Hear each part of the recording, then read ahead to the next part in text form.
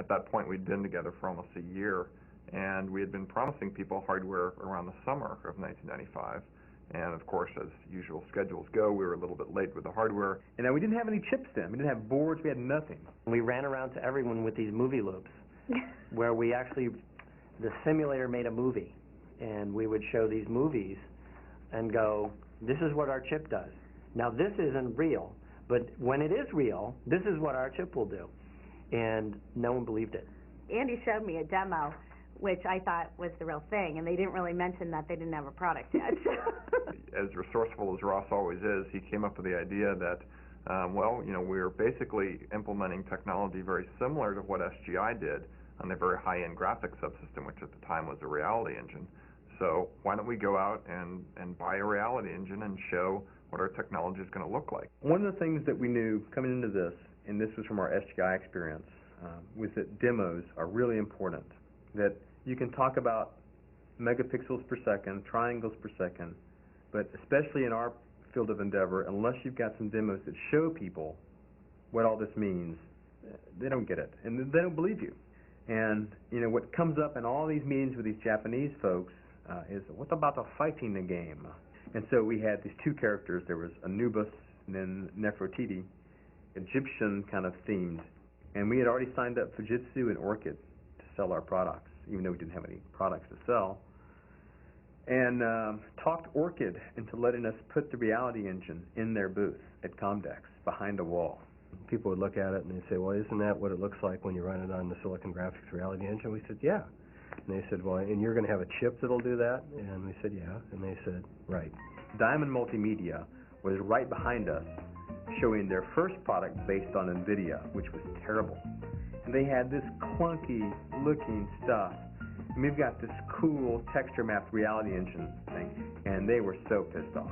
And Steven Johnson, who's from Diamond, he used to come into our booth and he'd scream at the top of his lungs, "That's not a chip!"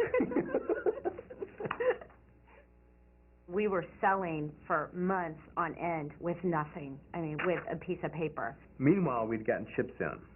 You know Gary and Scott and how talented they are, so kind of had a good feeling about it, but you never really know until these things come back what it really does.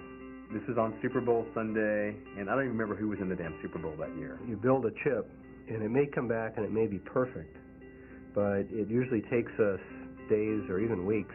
They made a couple of fixes to some software, got this new chip in, hit return, and presto, up came the SGI flight simulator, just like it works on a reality engine. We ran it, and it just worked, and it was running, you know, absolutely phenomenal rates. That was the moment of truth. And we had this thing running, it was like, you know, we are going to pull this thing off.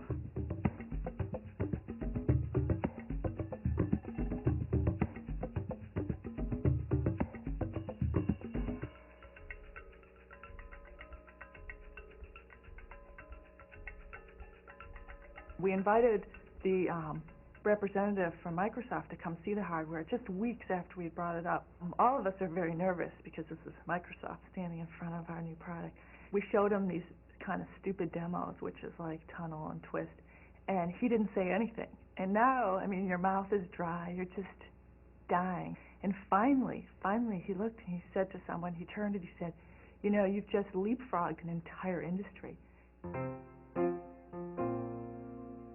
So then what happened is that he invited us to be the principal demo for Bill Gates' opening speech at WinHeck.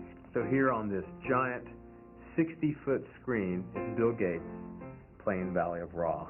We were showing stuff that people could just not believe. People were looking under the table for the SGI machine. They couldn't believe it. They were looking for the fat table. Yeah, exactly. Bill was watching it so intensely that he lost track of where he was during his talk.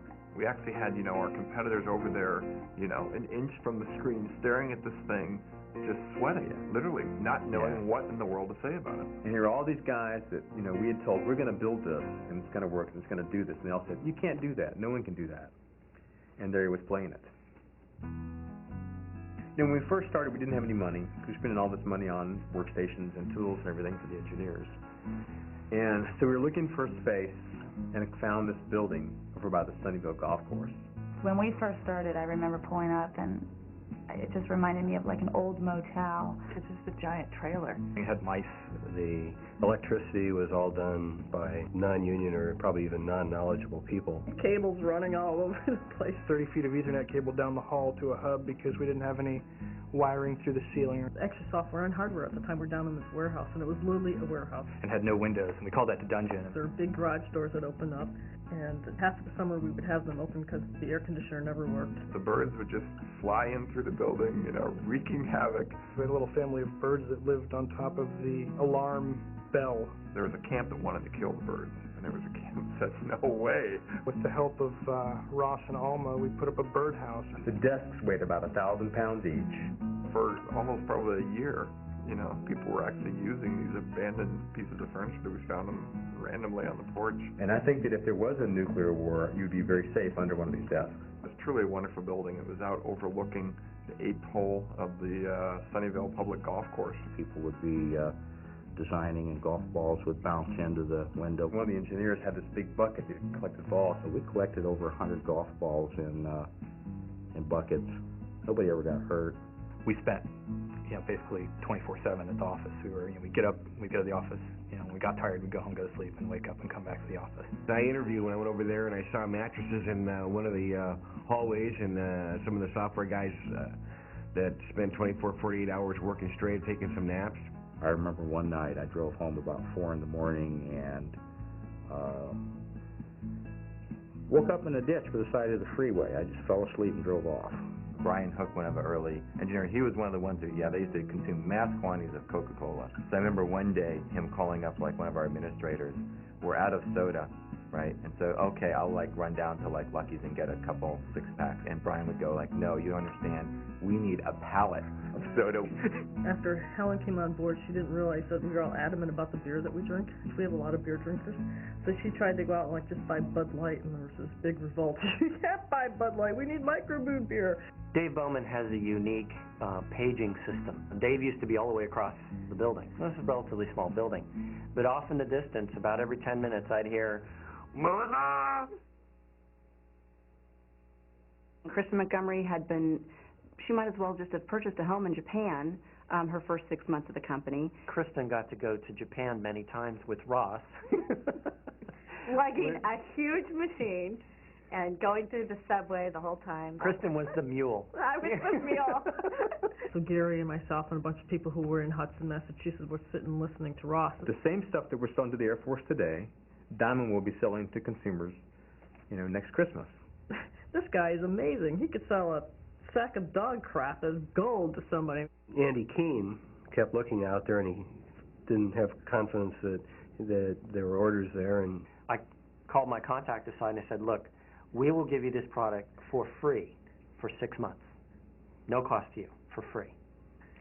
And they said no. He would forecast really, really low. We're in big trouble. Because this is the proverbial, I could not give my product away.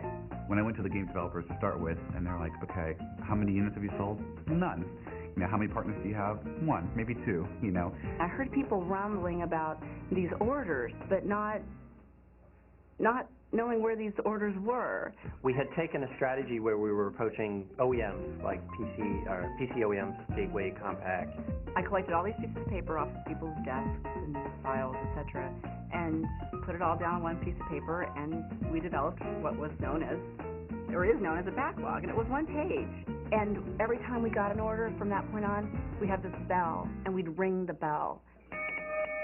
It's amazing how fast the success of a company can change. This is our backlog today.